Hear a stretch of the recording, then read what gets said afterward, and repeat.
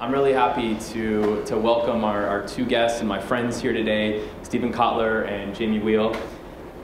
As you know, wellness, optimum living have been big topics at Google for a while, and they are complex issues. I know my colleagues wrestle with these issues a lot, trying to figure out solutions. And today, what they will be presenting and what we'll learn more about, flow, I think is a big part of this complex puzzle.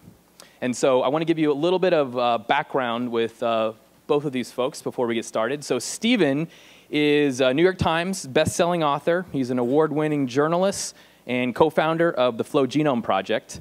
And he has many books, including Abundance, and his new book, The Rise of Superman, will be the focus on today. His books have been translated in many different languages. Articles have appeared in more than 70 publications, including New York Times Magazine, Atlantic Monthly, Wired, and Forbes.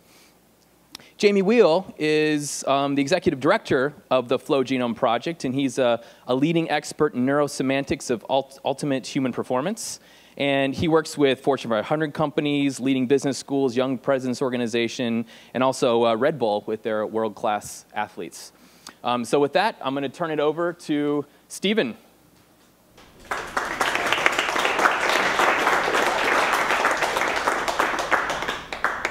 Hello. Thank you guys for coming out. Very much appreciate you being here.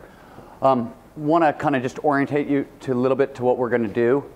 I'm going to kind of give you an introduction to flow and start breaking down some of the neurobiology, how it works under the hood, and giving you kind of the broad spectrum of its importance.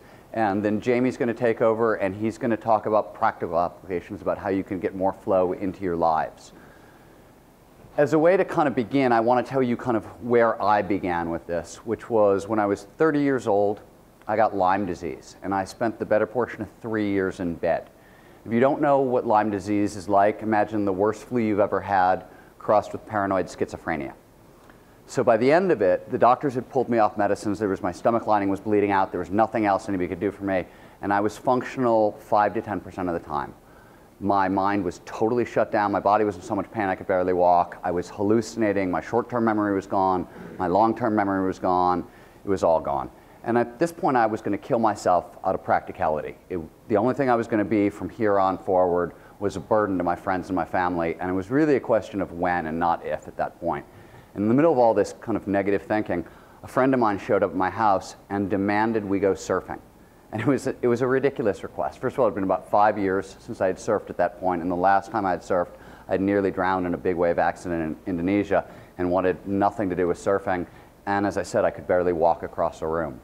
And she was a pain in my ass. She wouldn't leave and kept badgering me and kept badgering me. And after finally about 3 hours of this, I was like, what the hell, let's go surfing. What is the worst that can happen? And they kind of walked me to the car, and they put me in their car, and they drove me to Sunset Beach in Los Angeles. And if you know anything about surfing in Los Angeles, you know that Sunset Beach is just about the wimpiest beginner wave in the entire world. And it was summer, and the water was warm, and the tide was low, and the waves were crap, like maybe 2 feet high, and no one was out. And they walked me out to the break, and literally by my elbows, and kind of had to help me out there. They gave me a board the size of a Cadillac, and the bigger the board, the easier it is to surf. This was enormous. And I was out there about 30 seconds when a wave came, and I'm not quite sure what happened. Muscle memory took over, whatever. The wave came, I spun the board around, I pedaled a couple times, and I popped up into a completely different dimension. My senses were incredibly, incredibly acute. I was clear-headed for the first time in years. I felt like I had panoramic vision, and time had dilated. It slowed down, so that freeze frame effect, if you've ever been in a car crash, that was my experience. And the most incredible thing was I felt great. I mean, I felt alive, that thrum of possibility. It was the first time in about 3 years that I had felt it. And that wave felt so good, I caught 4 more in a row. And after that 5th wave, I was disassembled. I was gone. They had to carry me to the car. They put me in the car. They drove me home. They had to put me into bed. And people actually had to come and bring me food because for 14 days I couldn't walk again. So I couldn't make it 50 feet away to my kitchen to make a meal. And on the 15th day, which was the day that I could walk again, I got back in my car and I went back to the ocean and I did it again. And again, I had this kind of crazy quasi-mystical experience. And again, it felt great. And the cycle kept repeating itself. And over about 6 months' time, when the only thing I was doing different was surfing, I went from about 10% functionality to about 80% functionality. So my first question was, the hell is going on? Because surfing is not a cure for chronic autoimmune conditions, first of all. Second of all, I'm a science writer by training. I'm a rational materialist, and I don't have mystical experiences, and I certainly don't have them in the waves while surfing. The whole thing seemed ludicrous. Lyme is only fatal if it enters your brain. And I was pretty certain that the reason I was having these quasi-mystical experiences out in the waves was because I was dying. So where all this started for me was a giant quest to figure out what the hell was going on with me. What I discovered was this altered state of consciousness I was experiencing had a name, flow states. Now, you may know this by other names, being in the zone, runner's high. If you happen to be a beatnik jazz musician, then you're in the pocket. If you're a stand-up comic, it's called the forever box. The lingo goes on and on and on. The term researchers prefer is flow, and they prefer this term for a reason. It's actually a technical term, and we'll come back to why in a second. But in flow, what happens is attention becomes so focused on the task at hand that everything else disappears. Your sense of action and awareness merge together so the doer and the beer become one. Our sense of self-consciousness disappear completely. Time dilates, so that means it slows down. Like I mentioned, you get that freeze frame effect like in a car crash. Sometimes it speeds up, and 5 hours will go by in like 5 minutes. And throughout, all aspects of performance, mental and physical, go through the roof. I'm not going to dwell too much on it. I'm just going to kind of explain it, and we're going to go on to other things. But I want to talk about why flow actually healed me from Lyme disease, just so you guys understand what was going on. We're going to talk later about the neurochemicals involved in flow. All of them significantly jack up the immune system. More importantly, they reset the nervous system back towards zero, so they calm you down. An autoimmune condition is essentially a haywire nervous system. So the fact that periodic flow states were calming my system back down was allowing me to form new neural nets that didn't lead immediately back to illness. And this is what kind of gave me a toehold impossibility to get better. What I also discovered when I was researching flow and learning all this stuff is that the exact same state that had helped me get from seriously subpar back to normal was helping a lot of other people go from normal up to Superman. Another thing that I learned very quickly on is that I really was not the first person to come to this conclusion. Flow science dates back about 150 years to the early 1870s. By the turn of the century, Harvard psychologist and philosopher William James was looking at this state, and he was the first person to figure out that the brain can radically alter consciousness to improve performance. More importantly was the work of one of James's students, Walter Bradford Cannon, who was a great physiologist. Bradford Cannon discovered the fight or flight response. And in doing so, he kind of gave us our first window into where this accelerated performance might be coming from. This was a very, very big deal. Before that moment in time, performance enhancement was essentially a gift from the gods. You want a better time in the 100-yard dash? Hermes can help. You want to write a better poem? Talk to the muses. But Walter Bradford Cannon turned a gift from the gods into standard biology. He gave us our very first toehold into the mystery. In the 1940s, psychologist Abraham Maslow picked up on this thread. He discovered that flow was a commonality among all successful people. And then in the 1960s and 70s, the real revolution began. The guy named Mihai Csikszentmihalyi, who was then the chairman of the University of Chicago Psychology Department. Csikszentmihalyi while Maslow discovered the state in successful people, Csikszentmihalyi got curious about kind of everybody else in the world. So he made what is now considered one of the largest global psychological studies ever. He went around the world asking people about the times in their life when they felt their best and they performed their best. And it was a huge group. He started out talking to experts. He talked to expert rock climbers, ballet dancers, artists, surgeons. It didn't matter. They all said the same thing. They felt their best and they performed their best in this state he termed flow. Then he blew it out to everybody else. And by everybody else, I really mean everybody else. He talked to Navajo sheep herders. He talked to Italian grape farmers. He talked to elderly Korean women. He talked to Japanese teenage motorcycle gang members. He talked to Detroit assembly line workers. Everybody he talked to told him the same thing. They felt their best, they performed their best when they were in this state of flow. Csikszentmihalyi also came up with the term flow. One of the reasons was when he was talking to all these people and they were describing this state, they always said, well, I'm using my skills to the utmost. I'm pushing myself as far as I possibly can, but it feels effortless. When I'm in this state, every decision, every action leads seamlessly, fluidly to the next. In other words, flow felt flowy. The other major finding that came out of this, as I hinted at a second ago, flow is ubiquitous. It shows up everywhere, in anyone, anywhere, provided certain initial conditions are met. What this means is that everybody from jazz musicians in Algeria to software designers in Mumbai to coders here in Silicon Valley are using flow to massively accelerate performance. And it is a considerable bit of acceleration.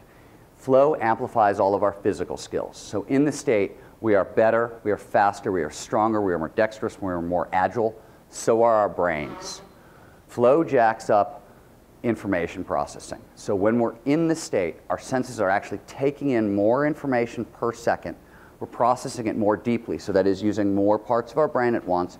And while there's a lot of debate about this, it does appear that we are processing it more quickly. And it's not just information processing that is getting jacked up. Pattern recognition, future prediction. Basically, all the fundamental neuronal processes in the brain are amplified by flow. As a result of this, scientists now believe flow sits at the heart of every athletic championship, so almost every gold medal that has ever been won, but it also accounts for significant progress in the arts and major scientific breakthroughs. In business, McKinsey did a 10-year study. They found that top executives report being five times more productive in flow than out of flow. So you got to stop and think about that. Normally I have to explain to most audiences that 5 times is actually 500% increase. I'm guessing you guys got it. But what that means is you can go to work on Monday, spend Monday in flow, take Tuesday through Friday off, and get as much done as your steady state peers. So it is a huge, huge, huge amplification. And that 500% increase may sound ridiculous until you consider action and adventure sport athletes. So one of the things McKinsey discovered is that average people, average workers, spend less than 5% of their work life in flow. One place where this is definitely not true is in action and adventure sports. Action and adventure sport athletes, for reasons that Jamie's going to get into later, have essentially become the best flow hackers on Earth. And this has happened over about the past 25 years, and there are reasons for it, and we'll talk about them later.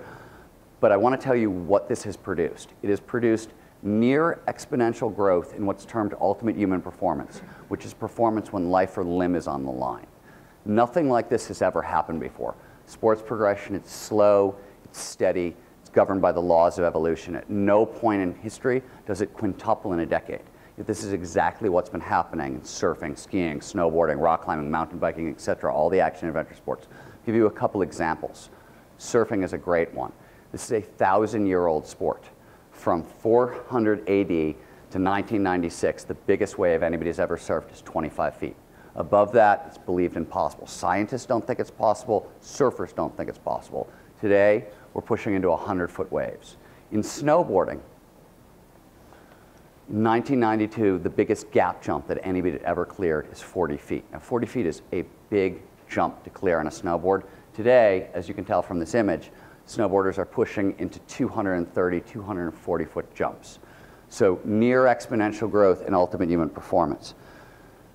The better news, at the same time all this is going on, this solved a couple of problems. For a long time, one of the big problems in flow research was the subjective state. How the hell do you know if your research subjects are in flow? The good news about action and adventure sport athletes, sort of, is that the level of progression has advanced so much in recent years that if people are not in flow while they're performing, they're ending up in the hospital or dead. So this gives you a hard research set to work with. It's a hard data set. If they live through the experience, we know they're in flow. Simultaneously, combined with this, flow science, as I said, goes back 150 years. Most people are really aware of the first 130 years, which is when we figured out the psychology of the state. And we got really good at the psychology of the state. But what's happened since 1990-ish is that our neurobiology has gotten very good. Our brain imaging technology has gotten very good. EEG has gotten a lot better. And for the very first time in history, we can look under the hood and we can figure out what's going on in flow. One of the first things that we discovered is the old idea about ultimate human performance was based on what's called the 10% brain myth. It was actually a misinterpretation of William James, but it's the idea, and I'm sure you're all familiar with it, that most of us only use 10% of our brain. So ultimate performance, aka flow, has to be all of our brain firing on all of our cylinders. That was the idea. Turns out that's exactly backwards. What's happening in flow is the brain isn't becoming hyperactive, it's actually starting to deactivate. So this is happening for a number of reasons. The simple reason is it's an efficiency exchange. The brain is a giant energy hog, right? It's 2% of our mass, uses 20% of our energy. So one of the fundamental rules of the brain is how do I conserve energy? So conscious processing is very slow and it's extremely energy expensive. Subconscious processing, on the other hand, is very, very quick and it's very, very energy efficient. So what's happening in flow is we are trading conscious processing for subconscious processing. As this is happening, huge swatches of the brain are being shut off. The technical term for this is transient, meaning temporary, hypofrontality. Hypo, H-Y-P-O, it's the opposite of hyper. It means to deactivate, to slow down, to shut off. Frontality refers to the prefrontal cortex, right? The part of your brain that's back here that houses all of your higher cognitive functions. So why does time dilate in a flow state, right? Why does it speed up or slow down? Because time, as Baylor neuroscientist David Eagleman figured out, is calculated all over the brain, especially all over the prefrontal cortex. As parts of it start to wink out, we can no longer separate past from present from future. So we're plunged into what researchers call the deep now. To give you another example of what goes on in flow, another portion of the brain that goes off, we talked earlier about how self and self-consciousness disappears. Why does self-consciousness disappear in flow? Because a portion of the brain known as the dorsal lateral prefrontal cortex, which sort of is responsible for self-monitoring and impulse control, shuts down. So self-monitoring, that's your inner critic, your inner Woody Allen. That's that nagging, defeatist voice that's always on in your head. In flow, it's turned off. When it turns off, we experience this as liberation. We are literally free from ourselves. Creativity goes up. Risk-taking goes up. Performance goes up. We are much more open to experience. So what we've just been talking about is neural anatomy, where in the brain something is taking place, right? If you really want to kind of map an experience in the brain, you have to talk about neural anatomy, where in the brain it's taking place, neurochemistry, and neuroelectricity, which are the two ways the brain sends signals. I'm going to talk a little about neurochemistry, then Jamie's going to pick it up and talk a little about neuroelectricity. In flow, we get 5 of the most potent neurochemicals the brain can possibly produce. So all of these are performance-enhancing neurochemicals. Norepinephrine and dopamine enhance focus. They tighten focus. They drive us more into the now. Also speeds up muscle reaction times. They lower signal-to-noise ratios in the brain also, so we have more pattern recognition. Anandamide is a pain reliever, but it also speeds up or increases lateral thinking, thinking outside the box. So pattern recognition is defined as the linking of similar ideas together. Lateral thinking is the linking of disparate ideas together. That goes up in flow. Endorphins, very, very potent painkillers and very, very powerful social bonding chemicals. And serotonin keeps us calm throughout. That's the chemical at the heart of the Prozac revolution. So the thing you need to know about all of these neurochemicals, besides the fact that they up performance, is how they impact motivation. So for those of you who don't know much about neurochemistry and drugs, all of these chemicals are incredibly potent reward chemicals. Let's talk about dopamine for a second. Cocaine is widely considered the most addictive substance on earth. When someone snorts cocaine, all that actually happens is dopamine floods into their brain, and then the brain blocks its reuptake, so the substance is in your brain for longer. Norepinephrine, let me go back, norepinephrine is speed or Ritalin. Anandamide is the same psychoactive that's inside of marijuana, THC. Endorphins are opiates, and just to give you an example, there are about 20 different endorphins in the brain and the body. The most common one is 100 times more potent than medical morphine. And serotonin is essentially MDMA. The point here is that when all 5 of these chemicals flood into your brain, it produces an extremely, extremely, extremely addictive experience. Flow is arguably the most addictive experience on Earth because it's probably the only time, or the only time that we know of, when all 5 of these chemicals get flooded into your brain at once. Researchers don't like the word addictive. It has very negative connotations, so they prefer autotelic, which means an end in itself. What this basically means is that once an experience starts producing flow, we will go extraordinarily far out of our way to get more of it, which is why researchers talk about flow as the source code of intrinsic motivation. So why does this apply in daily living? One reason is, as a recent Gallup survey pointed out, 71% of American workers are disengaged or actively disengaged on the job. The other 29% have jobs that produce flow. So we already know what the solution is to this problem. The other thing I want to talk about, flow doesn't just amp up motivation, it also massively jacks up creativity.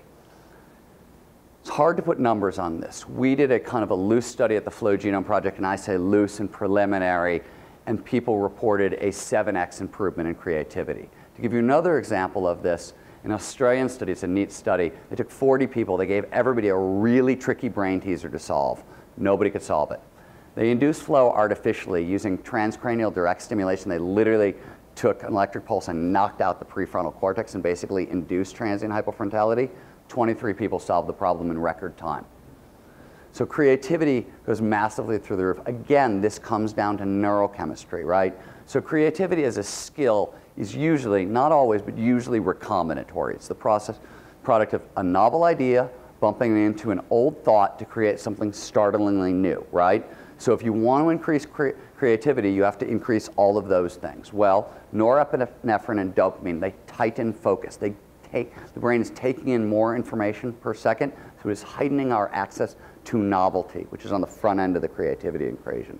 Because they lower signal-to-noise ratios in the brain, they are also upping pattern recognition, so our ability to link ideas together. And then anandamide is increasing lateral thinking, or our ability to link disparate ideas together. So literally the state of flow surrounds creativity. And what's really interesting here, because creativity, as most of you I'm sure are aware, is a quality that's really, really desirable, right? IBM did a global survey, I think it was 1,500 CEOs, of the quality most necessary in a CEO today. Creativity was the #1 answer.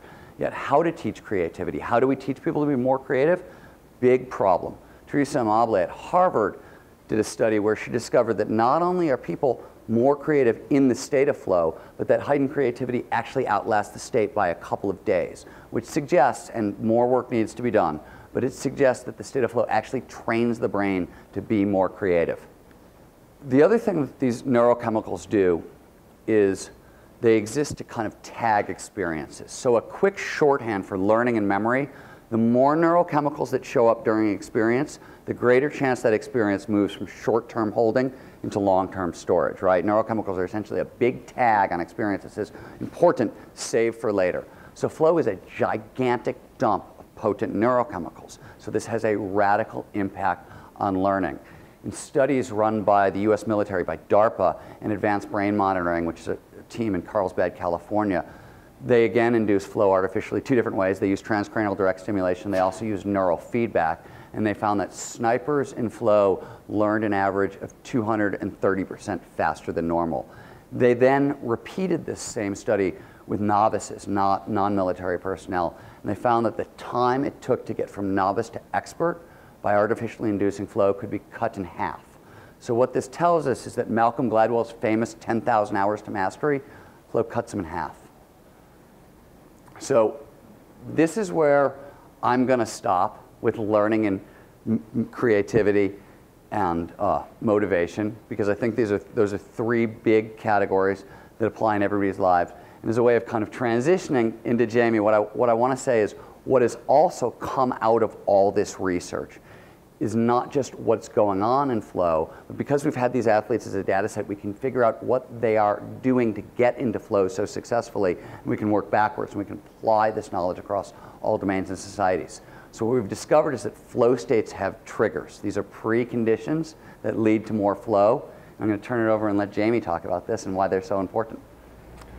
Thank you.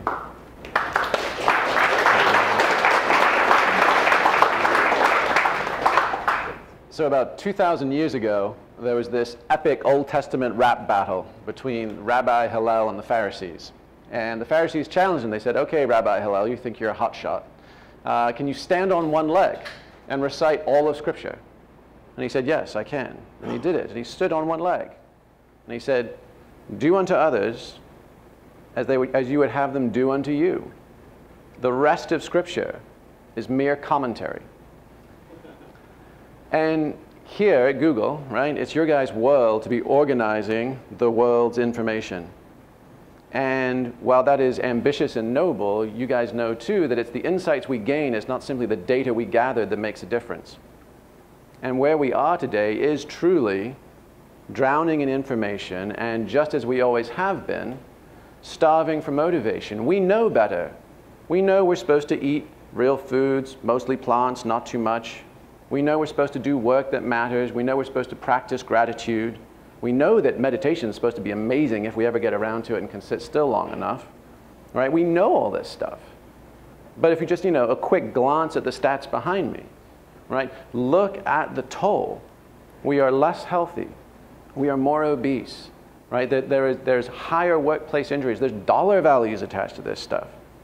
Lifetime fitness, arguably the kind of, access to embodiment and wellness for like the suburban masses, right? 75% attrition rate.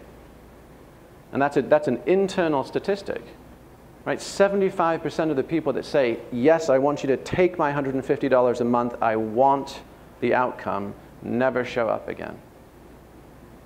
And most chillingly, a study at Harvard conducted that, hey, when you are faced with a chronic lifestyle disease, diabetes, heart disease, smoking, and chronic stress, and your doctor says, hey, look, here's the deal, you really have to change your ways, and if you don't, it might kill you. This is what we're left with. 7 out of 8 of us would rather die than change. Mind-boggling. So back to these guys. DARPA's not just kind of noodling around on the sides. They actually have a full-bore research project. It is global. It is interdisciplinary. It's called the Quantified Warrior. So forget your kind of quantified self meetups here in the Valley. These guys are building the super soldiers of 2030. And what they're doing is sort of alternately fascinating and horrifying, depending on your point of view. Right? But there's something really interesting that's been going on. And Stephen talked a little bit about, there's 150 years of research. The last 10 to 20 years has been getting super interesting. And if I was in your seats, I'd be saying, okay, this sounds okay, cool, but how come I don't know about it? If it was really all that, we'd know about it right now. And there's actually a problem. There's a reason why we don't have this as shared working knowledge, which is really, how do we take information and translate it into motivation? Because as Stephen said, right, flow is autotelic. Flow has this massive neurochemical dump. It encodes and rewards us to do more of it. And if we could unlock that, intrinsic human motivation, what's possible next? Because these guys, right, the Special Operations Forces, Yale's working with Delta Force and the Rangers, right? Red Bull is working with the Coronado SEAL Team 6, right? These guys are getting way into the fine details, but they are explicitly disincented to share this knowledge, right? One of them wants to stay a step ahead of the bad guys, and the other guys want to step up on the podium, right? So what they've been learning has not been shared yet. And that's certainly part of our mission, is to actually take this extreme, the folks who risk their lives for a living, and bring it more into the mainstream.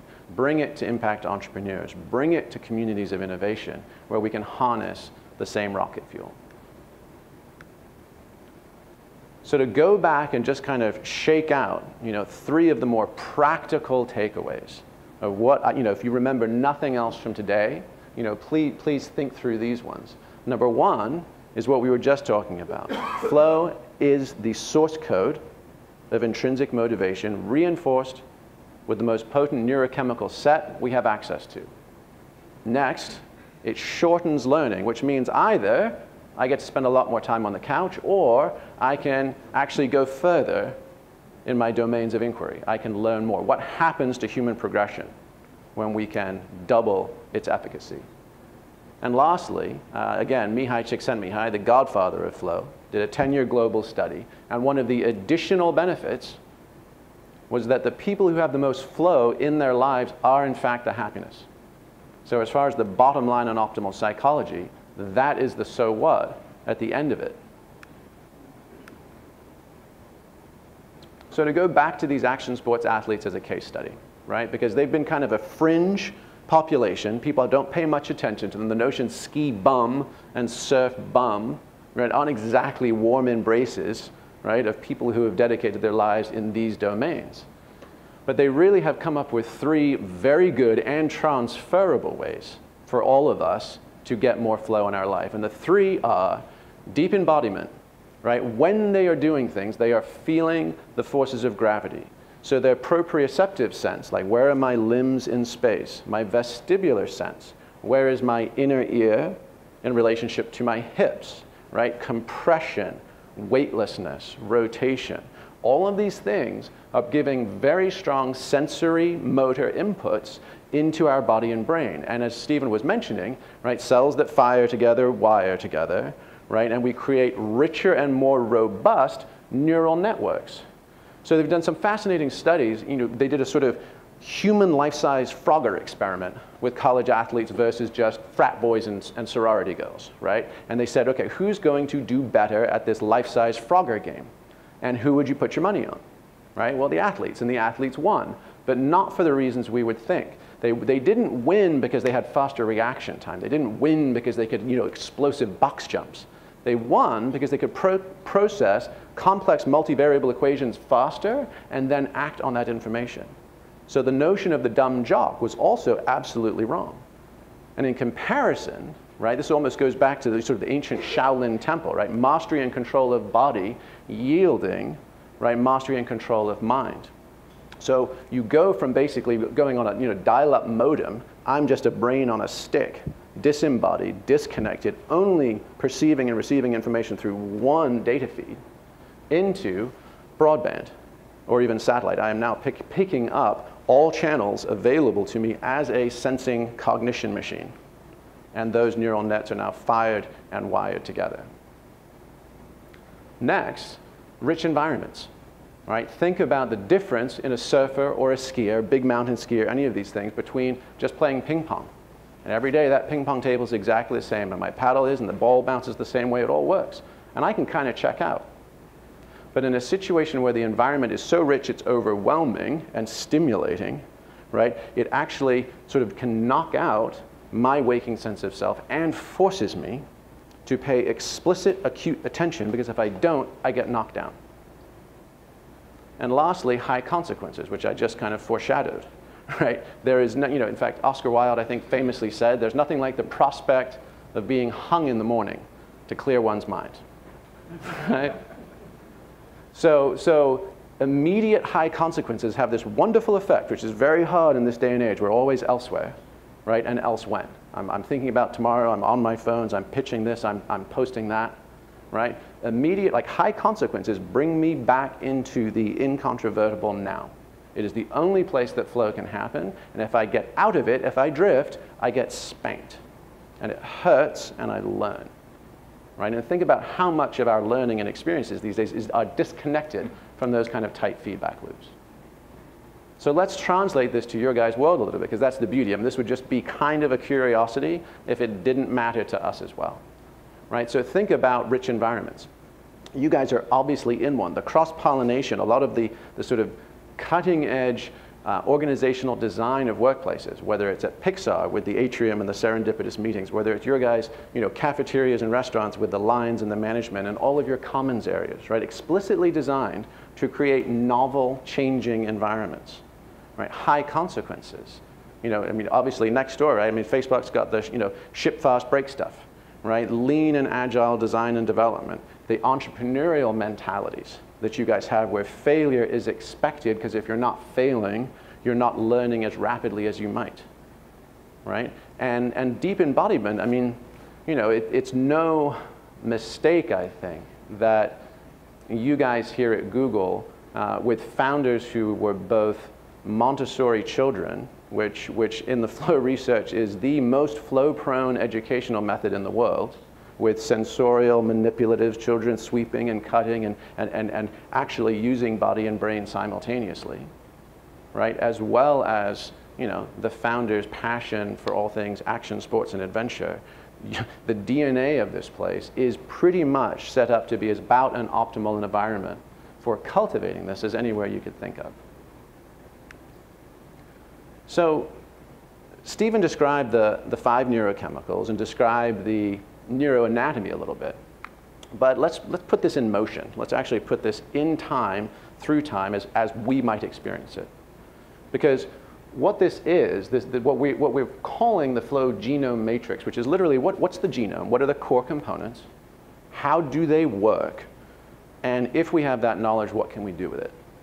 And just so you guys kind of track the research, the lineage behind this model, this comes largely out of Herbert Benson's work at Harvard, as well as Dr. Leslie Sheelan, who was the sort of mad scientist EEG guy behind a lot of the SEAL team and Red Bull work that we just mentioned earlier. But let's just take a look at this process, because, you know, the first thing to dispel is that flow is a state, right? So it comes and it goes. It's not an ever-on kind of thing. But it's not like a light switch. It's not just it's on and I'm in it, or it's off and I'm someplace else. It's a cycle, and it has at least 4 distinct stages. So if we take a look at how those progress, the first, whether you're more of a fan of M. Scott Peck and The Road Less Traveled, right, or Buddha and his noble truths, right, either way, life's a bitch, right? Life is struggle. And that's how it starts. And we start by being in over our heads. We start by finding ourselves in a situation or a condition, and this could be late night code delivery, this could be some new big business problem, it could be relational, whatever it is. And we start out of our depth. And we end up with a bit of a sort of angel and a devil dialogue on our shoulder. So our prefrontal cortex that houses our executive function, what we normally think of as me, right? And the thing we've been rewarded for in school and rewarded for in work, for being smart and controlled and precise and delivering things on time, we try and solve it full frontal assault. But the problem is bigger than that. It's bigger than our capabilities. So we start toggling back to kind of our primitive sense of self, our amygdala, right? And is this a fight or flight situation? Do I need to pull the ripcord? And meanwhile, my brainwaves are in quite rapid beta. This is me trying to solve binary problems, and this may not be one. And then I start getting cortisol, and I start getting adrenaline in my system, and I'm really starting to get jacked. And it's either I'm going to collapse at this point, right? It's going to be a fetal position, or has anybody ever like put on boxing gloves at the gym, or like tried to do something like that, and then you get like Mike Tyson, you say everybody's got a plan until they get hit, right? Have you guys ever experienced an adrenalized response? Right, where your knees are wobbly, or even if just like cop lights in the car behind you, and it drives by, and then and it just pools in your leg, and you're like, and you suddenly feel like you need to like puke on the side of the road, right? That's the adrenaline response. So that'll take most of us out, unless either through just sheer fatigue, or dumb luck, or knowing that there's this actually loop I'm in, I get into the next phase, which is the relaxation response. And typically, in sort of pro tip, when they did the research with the DARPA snipers as well as Olympic archers and everybody else, the way they got into this, the way they made that shift was focusing on breath. So tip of the hat to all your guys' meditation practices, right? Focus on breath, lower your respiratory rate, and you start approaching equilibrium. Nitric oxide enters the bloodstream and flushes away the fight or flight chemicals, flushes away the cortisol, flushes away the norepinephrine, and then brings in the dopamine, the endorphins, and the anandamide. Okay? At that point, my brain waves go from faster beta into a slower alpha wave. And I'm right there on the doorstep of the flow state. I move into the flow state, and again, there are full gradations, right? I mean, you can have what Stephen had, which with this sort of spontaneous healing, quasi-mystical experience, like, oh man, I'm one with everything. Or you could just have a, hey, all the lights were green and I got to work 5 minutes early, right? How's it going? You know, so the point here is that if you go into the deeper flow state, you don't just hang out in that alpha where I'm resourceful, I've got insights. I actually move into an even deeper, slower state known as theta. And typically that's one that only shows up in lifetime meditators. A lot of any of the studies at Madison on Tibetan meditators, right? That's what you would see those guys be able to get into way more often than us. And the other time is kind of in that threshold between waking and sleeping. So if you've ever been lying on the couch and you're watching TV, West Wing used to do this to us all the time, just soporific, right? But in that moment before you're unconscious, right, you're in a hypnagogic state. And that is typically, it's so deeply relaxed, most of us just miss it. We just go to sleep, we nod off. But if you've got discipline and training, you can actually stay there and be alert and aware. And there and only there can come these lightning bolts of gamma. And that becomes these gestalt integrations. That becomes sort of your chocolate and my peanut butter and yeehaw, we got some Reese's. It becomes those moments of massive lateral integration, right, that absolutely change the game, okay? And finally, and this is a critical stage that most of us forget about, we just don't, whoops, I just did that. There we go. Most of us forget about the recovery phase, right? But I'm sure you guys have come across all this stuff with kind of learning theory, which is that when we think we're learning, we're not really learning. When we're doing stuff, all we're doing is collecting data. And that most of our pattern consolidation and actually annexing of new skills is happening as we sleep. And specifically when we sleep in delta waves. So while in no means are we just camping out for the week after a flow state in delta, we wanted to highlight that a lot of that integration, a lot of my level up to what's possible for me now occurs in the delta frequencies of deep sleep. So that, in a nutshell, right, is the cycle. And think about what this means, because now that we know this, right, we can hack it. And what's so interesting and exciting about that is that think about the entire sort of human development track, including mindfulness, including optimal psychology, including tons of the wonderful stuff, right, that's both present inside this organization and kind of happening more and more in the world. Most of it is trying to get our waking conscious selves, our egos, to go quiet. Right, back to Stephen's slide with our inner Woody Allen, right? But that's a real tar baby experience, because if I'm reading a book on how to get rid of the very part of me that's reading the book, it's kind of like hiding your own Easter eggs. It's pernicious, it's sticky, and the more I struggle with it, the stucker I get, right? That's why you see so many uptight baby boomers at Esalen, right? I mean, it's one of those situations. I'm trying so hard that I cannot actually decouple from the thing I'm trying to release. So what this lets you do is back into it. Don't worry about who you are now and trying to change it. Just optimize your bio-neuro-self system and then see what your subjective inner experience is. And that's potentially game-changing, and that's kind of right where we are on the verge of these days. So want to leave you guys with Stephen on just kind of a sense of the direction of things, where things are going next, and then would love to invite your questions or queries and potentially just have a conversation of what's possible. Thank you very much, guys.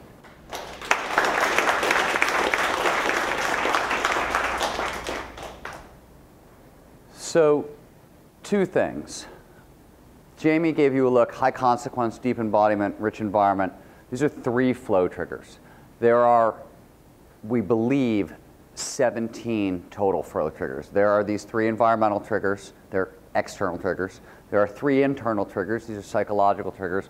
There are 10 social triggers. There is a shared version of the flow state, a collective version known as group flow. There are 10 triggers that bring that on.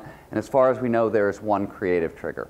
There's also the flow cycle, which we just broke down. So the flow cycle sort of functions as a map for the experience, and the triggers tell you what to do, where you are in that map. The really important thing, and the thing that I want to leave you with, is that we are at the very, very front edge of this research. We have a pretty solid understanding of the psychology of flow, right? We understand the neurobiology. What we don't know is huge, that we don't know, for example, the order of the cascade. Neurochemicals precede neuroanatomical changes, precede brain waves. We don't know. Nobody has a clue. And the physiological questions, right? We've got mind, we've got brain, but what's actually going on in the body? We're at the front edge of that revolution. We're just starting to answer those questions. And we're not going to really get all this done until we have what we're calling a heat map of flow, which maps the psychology onto the neurobiology, onto the physiology.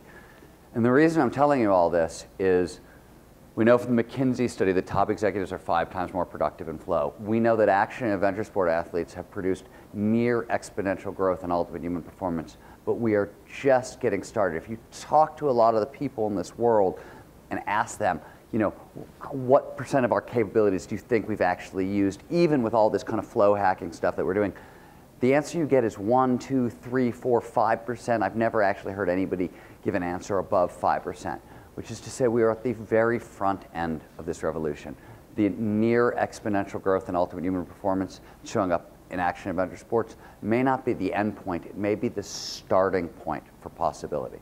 So that's where I want to leave you guys, and then we'll open it up, we'll take questions, we'll have a discussion, whatever you want. But thank you so much for listening.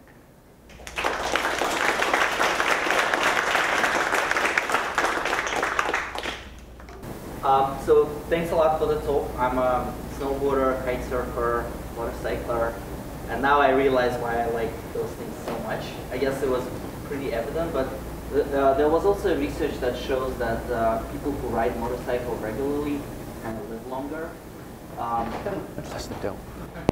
Which, you know, your research... It definitely, I mean, it certainly jives with what we know about flow in the immune system, but I would assume that most people who ride motorcycles actually probably die younger.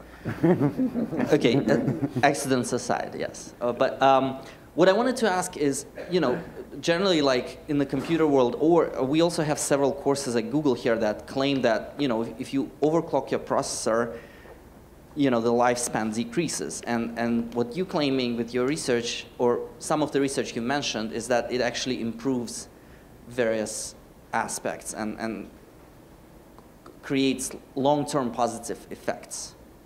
Is that true? Flow? Yeah, having more flow in your life, which means, you know, overclocking your processor. And you mentioned about the release state and the importance of that. Yeah. And I think we have several courses in GLearn that talk about that and how important it is to take breaks and stuff like that and so on. But what I'm interested in is, you know, let's say I find a way to induce more flow in my life. Is it actually going to also produce like long-term, or am I going to die early like Steve Jobs? Well, okay, so there's two things, there's two kind of answers to this question. The first is that the research shows that the people with the most flow in their lives are, quote unquote, the happiest people on earth. That is something of a misnomer. So flow always includes kind of pushing yourself to the utmost, right? You're rising to the challenge. One of the psychological triggers is known as the challenge skills ratio. So flow, all of these flow triggers that we talk about, high consequence, deep bottoming, etc., flow follows focus. So all of these flow triggers are ways of driving attention into the now. So one of the ways we know we pay the most attention when the skills we bring to the task are slightly less than the challenge at hand, right? It's known as the challenge skills ratio. Flow exists when we are stretching but not snapping. You are constantly rising to meet your challenge, which is why the studies show that flow correlates directly to life satisfaction. You get more meaning, you get more purpose. Happiness is fleeting, it's in the moment, it's I feel really good right now. That may not always be the case with flow because rising to challenges are difficult, it's uncomfortable. I always say the people who get really good at flow hacking get really good at being uncomfortable. The other thing I wanted to say to kind of go back to this is, and I want to talk about why this is not self-help. And it's not self-help for a couple of reasons. On the positive side, self-help is about 5% increase, 10% increase. It's about 3 things I can tell you today that you can start doing tomorrow and your life is going to get better. Flow is not like that at all. It is not 5%, it's not 10%. It is a step function worth of change. It is a big shift forward, but it comes at a price. Flow is dangerous. These neurochemicals are very addictive. So you're playing with fundamentally addictive neurochemistry. Flow always requires what we call an escalating ladder of risk. You're going to keep taking greater and greater chances, pushing yourself farther and farther and farther. That can get dangerous as well. And you're also playing with very fundamental human motivations. Autonomy, mastery, and purpose, which is sort of what passion looks like under the hood. These are all big flow triggers. These all show up in flow. They all produce more flow. You don't get to play with addictive neurochemistry and these kind of fundamental human motivations without danger. People find themselves you know, they join a startup. They get into lots of flow. Startups are great at producing flow for a lot of different reasons. A lot of the flow triggers are kind of concentrated in startups. And then the startup phase ends and they're sort of locked out of flow. There is a depression that can come from this. If you get a lot of flow in your life and suddenly are locked out, you can get very, very, very deeply depressed. Just to speak specifically to your overclocking the processor piece as well, right? Which is that the action sports athletes, when the swell is breaking for jaws in Maui, you know, like they all sit and do nothing. It's kind of almost hunter-gatherer style, right? We sit around, we tell stories, we talk shit, and then something big and crazy happens, we go and do it, and then the swell has come. The big storm has gone. Right? And I have a natural downtime. What happens, and so that's my life as an action sports athlete cultivating flow. But what's my life, right, in your guys' world as knowledge workers cultivating flow? I do it, I crush the project, I come up with a novel solution. What happens to me then? I get promoted. And so the pressure in our controlled environments, right, to continue to do it and to continue to tap into, to go back, and now I'm just revving at a higher level. And I've got all kinds of obligations and commitments to do this on command, I think is real. And that, you know, which we don't have up now, but back to that recovery phase becomes vital to ensure that I'm fully replenishing that very expensive state I've just produced, that I'm annexing the information, and that I'm stably integrating it into my both psychology and physiology. And the question is, for example, all these energy drinks with like chemicals that boost your adrenaline and stuff, it looks like it doesn't go really well with flow. Like you can't release because your body's like filled with chemicals that actually boost you up. And so, for example, Red Bull and all these pro athletes, how does it go together? It's a tricky question, and part of the answer is we don't know, right? But one of the things that it does appear is that if at the front end of the flow state, right, you've got cortisol rising, you've got norepinephrine rising. If there's too much of that stuff, and a lot of these energy drinks flood the body with more of these chemicals, it does appear that that can block the relaxation response. So essentially what's happening when you go from kind of heightened focus in the struggle phase into the relaxation response, that's when the switch from conscious to subconscious processing is taking place, right?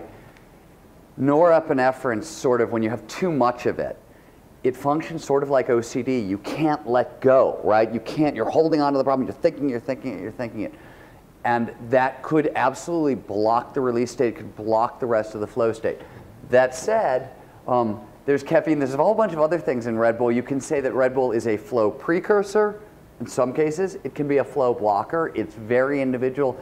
And neurochemistry appears to be individual, right? We have all of our receptors, our receptors for these neurochemicals are essentially coded genetically, how receptive they are. So it really could differ at an individual level, and we just don't know. And on the healthy side, if you really are looking for something like what might I take or do, the most interesting stuff, and that was just down at Red Bull on Friday, was talking with a PhD candidate specializing into this, which is nitric oxide we talked about, right? Was the neurotransmitter that prompts you to go from struggle to release. The best exogenous form of it is high concentrate beet juice. It's high nitrate. Most pro endurance athletes in the world are using it. It sort of debuted in Beijing and maybe even London as far as the Olympic stuff. And there's a company, James Smith, which we have no affiliation with, but they're out of England. They're royal insignia stuff, and they do the both high nitrate joule, measured in joules shots, as well as placebo ones. So all the academic community globally uses them. So in 2 to 3 hours after ingestion of high nitrate beet juice, it can transform into nitric oxide, and that's potentially, as far as healthy and actually has some mechanical impact on this, is probably one of the best things to look at. Sorry, in one of the talks you mentioned omega-3 might have some positive influence on like getting into flow. Is it like research behind it, or what might omega-3? That's a mixed bag, man. I mean, there's been obviously in the last 6 months, there's been a fair amount of sort of not so positive stuff on omega-3s, and just questions on prostate cancer in men and various other sort of ancillary things. That said, the chief physician for the Coronado SEAL teams gave a presentation specifically on the role of fish oils and high-grade fish oils on depression, on physiological recovery, on sort of stability of mental states, all kinds of things. And their evidence, at least as with the data sets they were working with, was overwhelmingly positive. So I don't know right now, and I kind of wish I did because I like that certainty. But So you mentioned a researcher who'd done a lot of work on the brain waves and with your diagram. Leslie. Can you tell us a little bit more about him or her and you know, how they came up with their research, et cetera? Yeah, Dr. Leslie Shearlin, he is it's probably the world's leading researcher on kind of the brain waves of neuroelectricity of high performance. He 5 years ago, 6 years ago, I don't know when they actually started the project, he teamed up with Red Bull. So there's a guy at Red Bull whose name is Andy Walsh, a friend of ours, who's the head of high performance. His job is to take the best athletes in the world and make them better.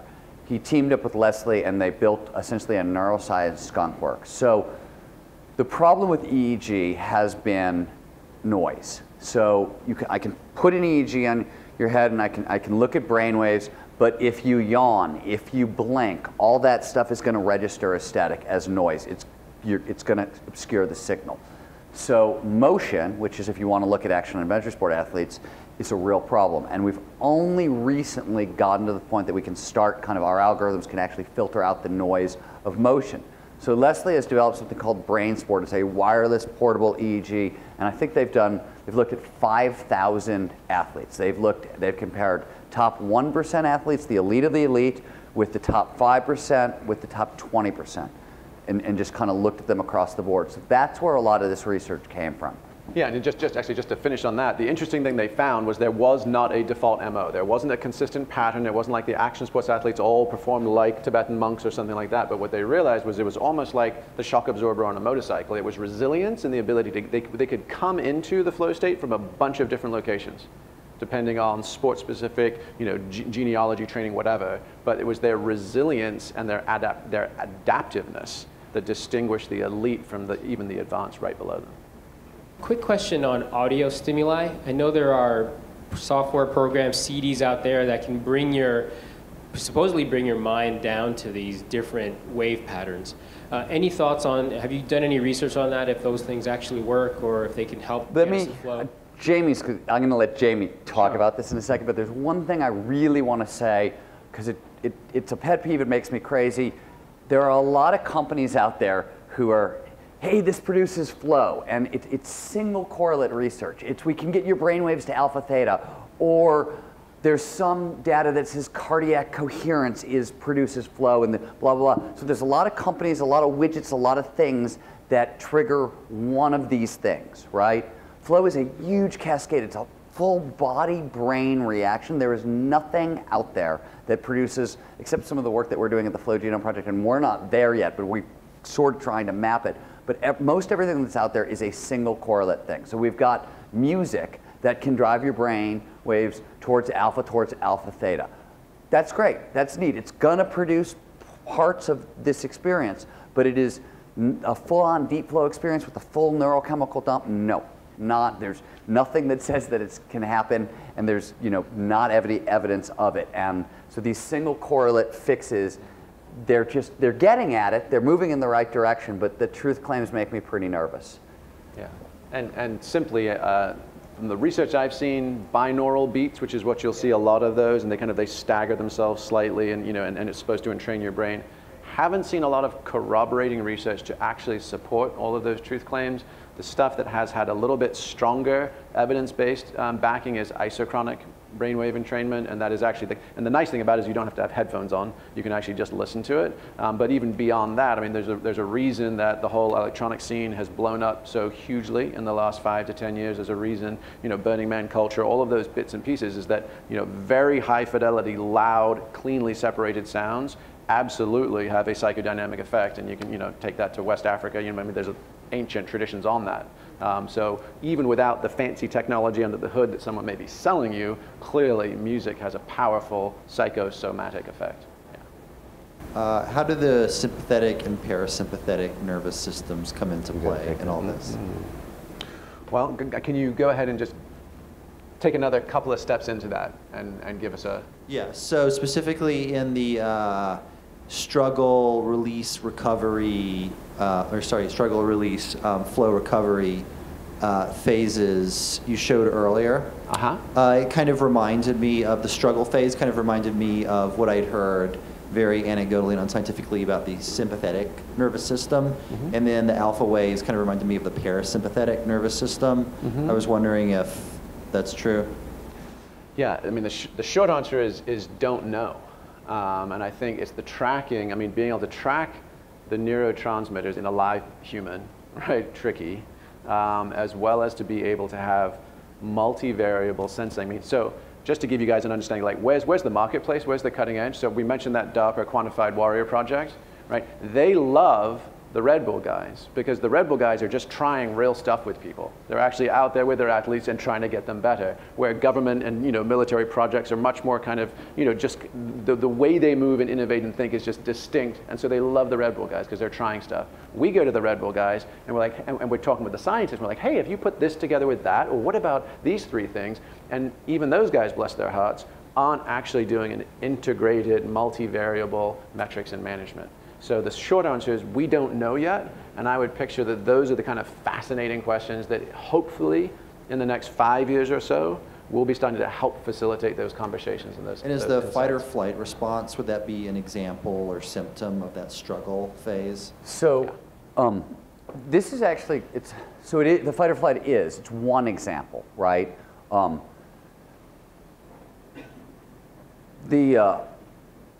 It's one extreme example, but when you talk to the action and adventure sport athletes, right, about it, what they will tell you is that they can ride that, they ride the heightened focus of the fight or flight response into flow. They sort of get into the gap before actually the fear becomes an emotion. They see it kind of rising, and they just ride that focus into flow and block that response. Because once your flow is flow is flowy, because its choice is wide open, right? It's one of the reasons you can make almost picture perfect decision making is because you have lots of options. You're taking in more information, et cetera, et cetera. In the fight or flight response, your options are fight, flight, or flee, right? It's totally the opposite. So you are right, it is totally the opposite, but you can ride one into the other. So the first thing is, anyone in their right mind should be afraid, right? When you're rolling the dice on 16 feet per second, right? So natural and healthy. And then the question is it, back to Stephen's point about the challenge and skills, is it enough out of my comfort zone that I am nowhere else? In fact, I have a friend who's a CEO of a big company. Says, I don't like road biking because when I'm on the road, I'm still in my day. I love that trail that we ride because I am nowhere else for the 3 minutes it takes me to get down it. Right? And so the beauty is, can I find that place where I'm nowhere else, but not in the hospital? Most people have had tons of flow experiences. You probably have them almost on a daily basis, and you don't actually realize it. And here's why.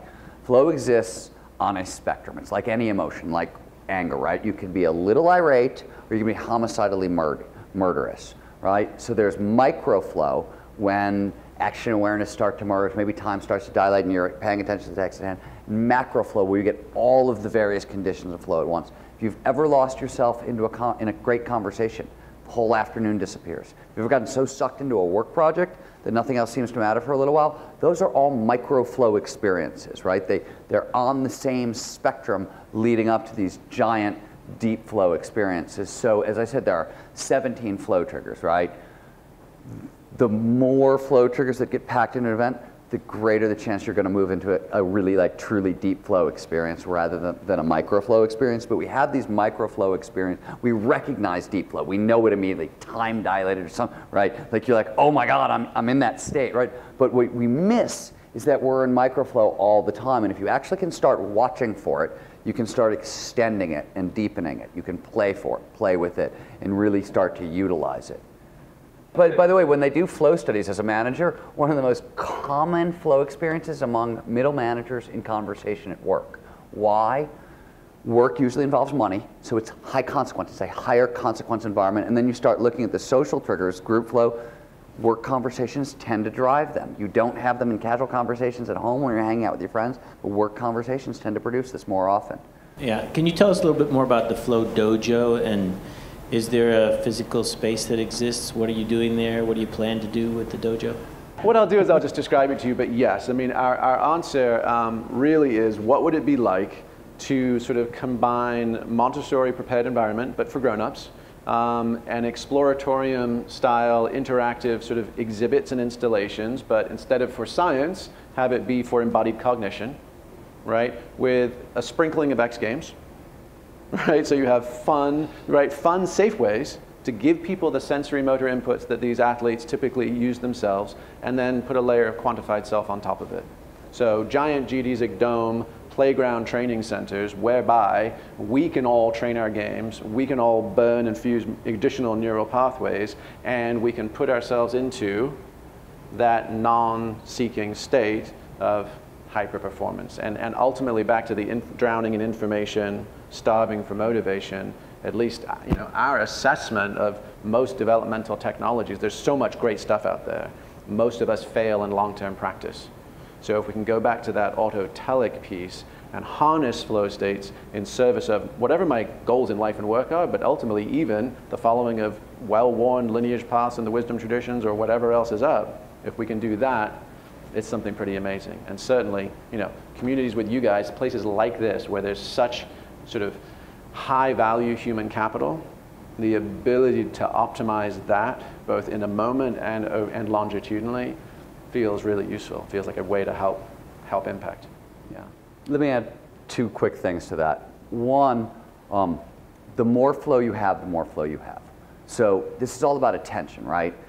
You're training the brain to go into flow. So you can train the brain on the ski slope to go into flow. It's going to bleed into your work at the office. You're going to find yourself getting into flow more easily, right? If you can learn how to do this, one area that it transfers over. And I want to just give you an ephemeral look at the Flow Dojo. I want to give you just kind of like, this is the gear, this is what we're doing, this is what it looks like.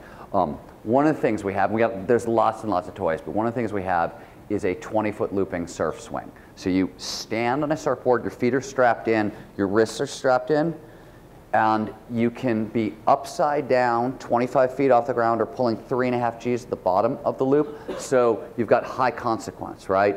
Novelty, unpredictability, and complexity, our rich environment, lots of those things as well. All of those flow triggers are there. So we've got that. Simultaneously, you are wearing Leslie Sear than the brain swart helmet, the EEG helmet. So we know flow exists near alpha theta. So the entire giant surf swing is lined in LED lights. So it is real-time neural feedback. So you're wearing this thing, you're pulling all these flow triggers, but you can also drive your brain. If you are at alpha theta, it glows red. If you are in beta, it's blue. So you have real-time neural feedback. And to solve the mystery, because our real goal, well, one of our real goals is to really advance flow science and culture. You are wired head to toe with all the quantified self data gathering stuff. So not only are we using these flow triggers and neural feedback to drive you into flow, we are data capturing along the way. And this will, I hate the term big data. I don't think it means anything. But hopefully this will allow us to take a big data approach to flow, which hasn't been done before. Csikszentmihalyi did it at the psychological level. Nobody's done it at the neurobiological level. And that's what this is about. So, have you considered looking into the personalization aspect of flow? Because I'm not sure that everybody experiences flow in the same way. I mean, not for the same activities. For example, some people that you studied are like athletes, but I don't know. I mean, there are research scientists who think differently, etc. There's all this research about personality types, etc. Yeah. The Gallup organization itself, to solve that problem of 71% of engagement, developed their own system, which is called StrengthsFinder, right? Yeah, so, sure.